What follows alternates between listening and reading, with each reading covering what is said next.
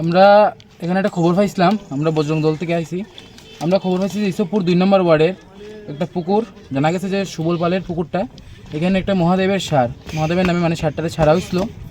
তারে কে একজনে ছেদ মারছে তার পায়ে, তার পাটা কইতে গেলে পুরাই খুলে গেছে।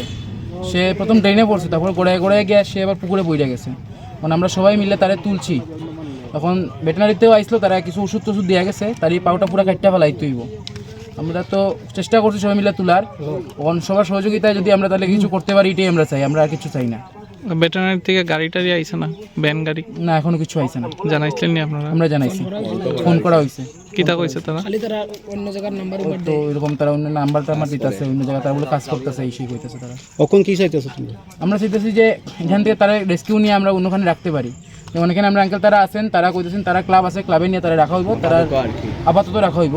তারার মানুষরাই তারা একটু পরিচর্যা করবো তারে, এবং ভেটেনারি মানুষজন যদি দেখে রেগুলার যদি এটা চেক আপ করে, তবে তার মানে স্বাস্থ্যের উন্নতি ঘটবো, তার একটু ভালো হইব, এটা আমরা চাই আর কি। পশু হাসপাতাল থেকে যারা আসলো তারা কি কোনো চিকিৎসা করছে নি? হ্যাঁ, তারা কিছু চিকিৎসা করছে এবং তারা একটা ইঞ্জেকশন দিছিল বুঝতে, অ্যান্টিবায়োটিক আর ব্যথা কমার না অ্যান্টিবায়োটিক দিয়ে গেছে এবং কিছু ওষুধ তারা লেখা গেছে।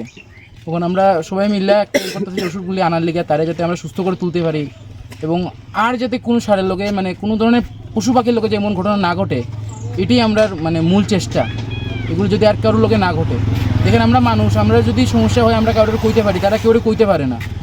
তো এই যে এই ব্যথাটা পাইতেছে, তার পুরা ফাউটাই ভাঙিয়া গেছে, পুরা ফাউটাই তার খুলে গেছে। এটার লিগে কে দায় আমরা তো কিছু জানি না। সবার কাছে এটাই আমরা অনুগ্রহ যে আপনারা দেখেন এমন ঘটনা যাতে আর না ঘটে।